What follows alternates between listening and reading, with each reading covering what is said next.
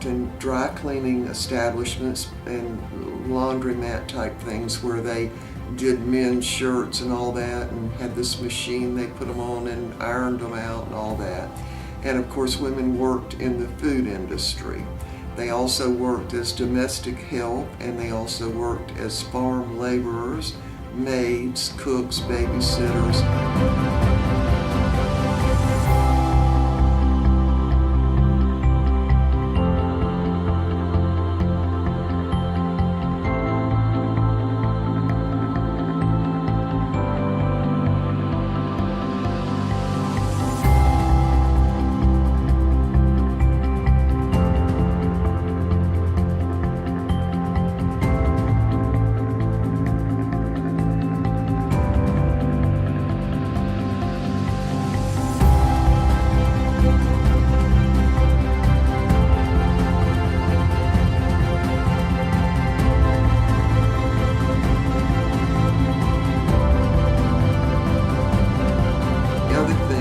That women who,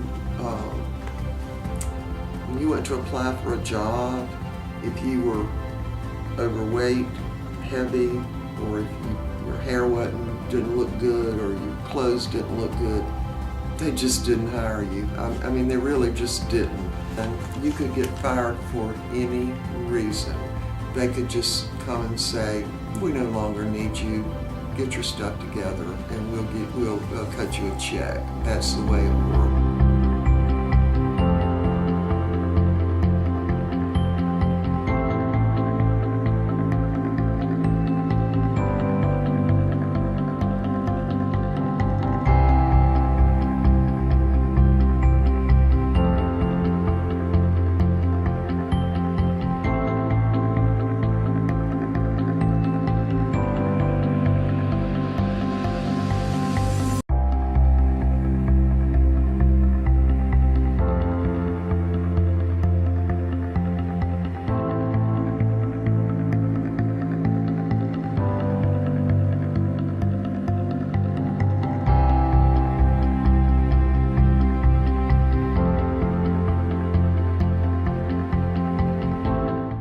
If you were military, particularly the Air Force, every 2 years you were going to have to move. So they wanted to know if you were military, and if you were, they just weren't going to hire you.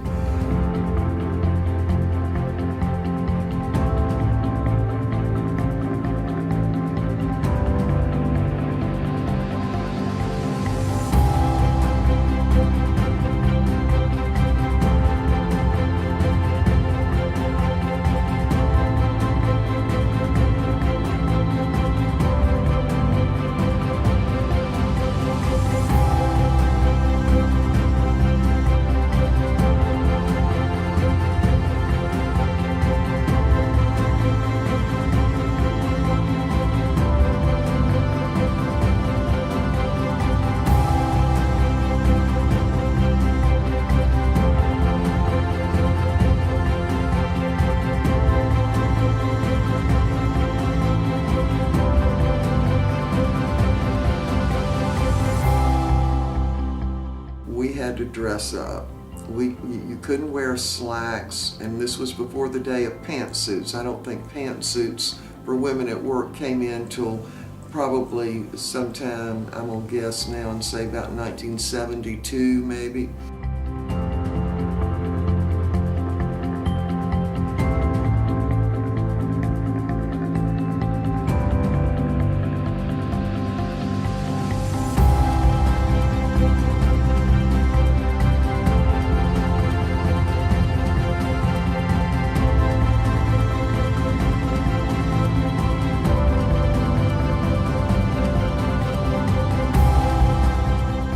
If you were a young woman and you weren't married, or you were married and didn't have children yet, they were reluctant to hire you because when are you planning to have your family?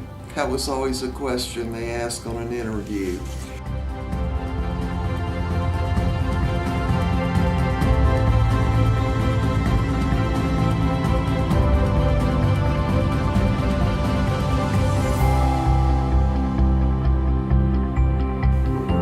Young women have children, And of course, you had to have proper daycare. Now, back in the 50s and even in the 60s, daycare was not very good. It really wasn't.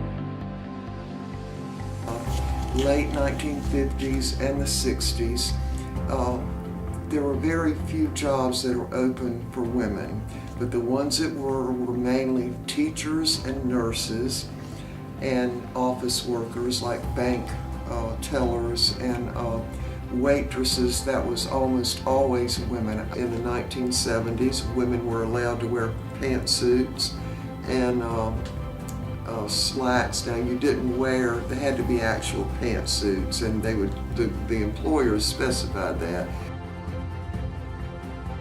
I enjoy the challenge. My biggest reward would be the satisfaction that I seem to get from the mechanics, knowing that they can rely on me, that I'm interested, I'm willing to work, I enjoy the work, and that, you know, I'm a good apprentice and that I'll make a good journey person. I'm strictly business out here. It's not easy work, it's very hard, but just to get through the day, you know that I accomplished something. He offers a free 6-week pre-apprenticeship program for women. We expose them to various construction unions, facilities maintenance positions, transportation, and public utilities, and we're also tapping into the green construction. In January, we started a new program called Renew, which focuses on the green collar industry and preparing women to be a part of that.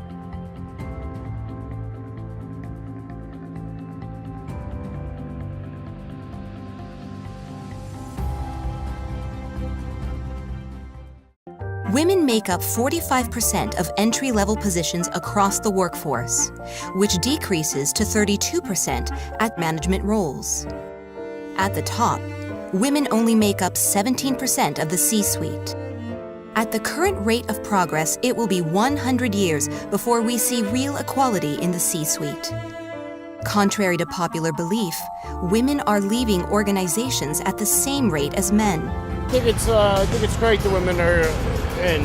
I think it brings a lot of fresh ideas to the trade. The thoughts of the men, like, they accept women a lot more now than they did in the past. FK is one of the jobs I oversee. It's a 3-mile long runway that we are completely replacing. We have approximately 20 women on the job site. It's very important for us. It's a requirement for almost every project that we have to meet certain goals. We encourage that a lot from all trades. I couldn't be the employee that I wanted to be as a very type A, very wanting to be the absolute best employee out there. I couldn't make that balance work. 41% of working women report doing more childcare than men. 30% report doing more chores. But this does not need to be our reality. While these facts are a wake-up call, we can affect real change. In America, they now ask for promotions as often as men, but it's the price women pay for motherhood that holds them back. In Britain, 70% of mothers reduce their working hours or switch to a less demanding job, compared with 11% of fathers. In Australia, it's 56% of mothers and 19% of fathers, while in France, 55% of mothers scale back, compared with 13% of fathers.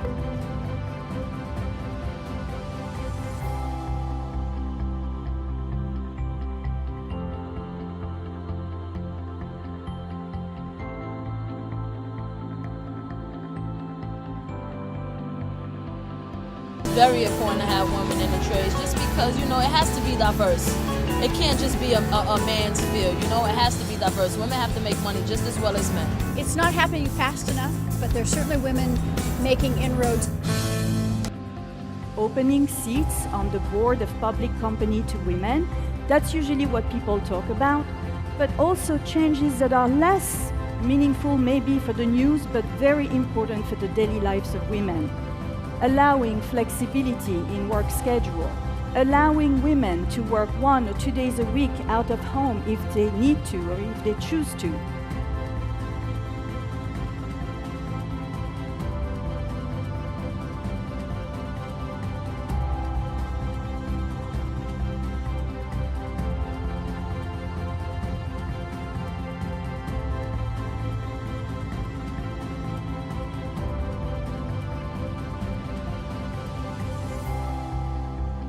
What we set out to do was create a full body of data over time that allows companies to see not only what's changing, but what's enduring about the challenges and the opportunities in front of them. And that's really important because for most companies, if you're going to have success on a topic as complex and important as diversity, you're going to have to commit to a multi-year journey. I'm actually one of the project managers for Tishman Construction, and I oversee the MWBE participation. Currently, I am working on One World Trade Center. We've worked with NEW for a number of years, and many of the women that have come onto our projects, not only for One World Trade, but various projects have come out of the NEW program, and we see the difference. 5 key actions companies can take. Track key metrics to understand the problem. You cannot change what you cannot see. Demonstrate that gender equality is a top priority. Employees must believe that their leaders want change. Identify and interrupt gender bias. We all have unconscious biases to overcome. Rethink work. Redefine what successful careers look like. Create a level playing field. Make sure opportunities and advancement are equitable. For many years, I was the only woman in the room. I was, the only woman with children. But I also think it's made me much more empathetic towards people who are different and wanting to bring in different voices to figure out how to solve issues and problems. Women also tend to choose different occupations. In America, over 80% of teachers, nurses, secretaries, and health workers are female, and these jobs tend to be lower paid. They noticed that we did, white British, white Irish and black Caribbean women were the most likely to be in employment or looking for employment. That level was at about 80% of all 25 to 49-year-olds. But at the other end of the scale, Arab women, white Gypsy and Irish travellers, Pakistani and Bangladeshi women, their level of being in work or looking for work was at around 40% for that same age group. So there are very large differences in the people that were in the labour market. So I turned up at a certain hospital, and because my name is very British, a lady from another creed, another culture came out into the waiting room, which was full of internal candidates, and called my name. And when I responded, she looked at me, she looked at the paperwork, she looked at me again, and I kind of knew before I even got up out of the chair that I hadn't got the job. Simple justice requires that we should be paid the same wages. If we do the same quantity and quality of work, why aren't our wages paid the same? In the audience, please realize the customs of our society. Fight for what is right and what you deserve. To have a job with the union benefits and just the union brotherhood, you know that somebody's looking out for you. I decided to take this career path because of the better pay and the better opportunities. Now I'm in the union, now I got somebody backing me. When I went to NEW, that's when I learned about the real benefits, the real pay that people were making out there, doing construction work. NEW opened doors for me.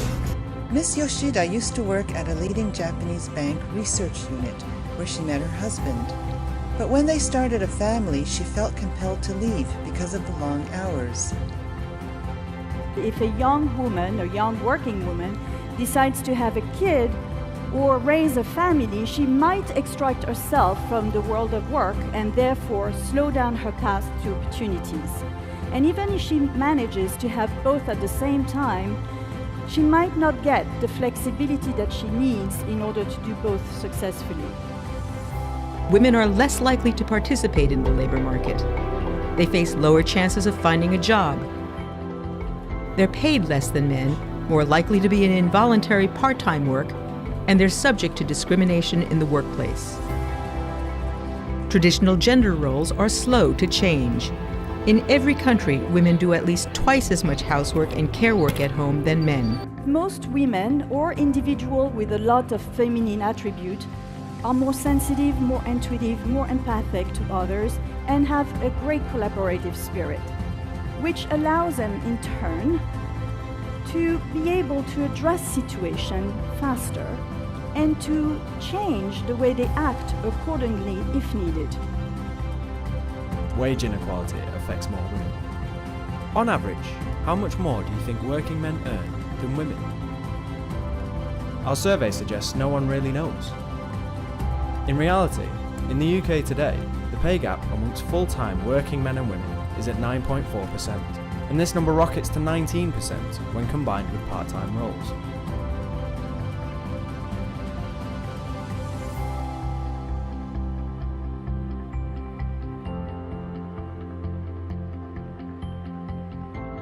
The hurdles to advancement give us the opportunity to look at the things that we can control, that we can make different choices around, that we can be more purposeful and intentional around, so that we can get more of what we want and engage in our lives in a way that's meaningful and satisfactory to us. When more women are hired, countries grow faster. There is ample evidence by now that shows when women participate in greater numbers in the economy, there can be significant macroeconomic gains. Lack of legal protection makes them more vulnerable to abuse. This young woman suffered a fractured skull, while this woman was forced into domestic servitude since childhood. Her scars bear testimony to years of physical abuse. They kick me. They whip me with an electrical cord nearly every day. คนรับใช้นะคนรับใช้กับเขาคำคิดว่าคนรับใช้กับคนทำงานบ้านมันคนทำงานมันไม่เหมือนกันนะถ้าเขาคิดว่าคนรับใช้นี่คือเขารับใช้ที่มันจะจิกนะใช่ไหมคะมันจะจิกคือเขาบอกว่าถ้าว่ารับใช้นี่คือว่าคุณจะเรียกใช้ฉันเวลาเท่าไหร่ก็ได้กี่โมงก็ได้อะไรก็ได้คือความคิดแบบเก่าๆก็ยังมีอยู่คือสังคมคนในกรุงเทพเนี่ย On average, domestic workers across Asia are on the job between 50 and 60 hours each week. Because most countries in Asia exempt domestic work from the labor protection regulations applied to most other jobs, people in domestic work have few places to turn if they feel pressured into working excessive hours. The stereotype is men's work is more physical, so they should be paid more. Nearly all the countries of Asia have adopted a minimum wage. Likewise, almost all countries have regulated the number of hours an employee is expected to work each week. But these national labor standards rarely apply to domestic workers. Most of them work extended hours in unregulated working environments, and most often for low pay. The government has announced a plan to have 30% of leadership positions filled by women by 2030. With women currently occupying just 12% of management roles, that looks an ambitious target. In some countries, women earn just 60% of what men earn for an hour of the same work.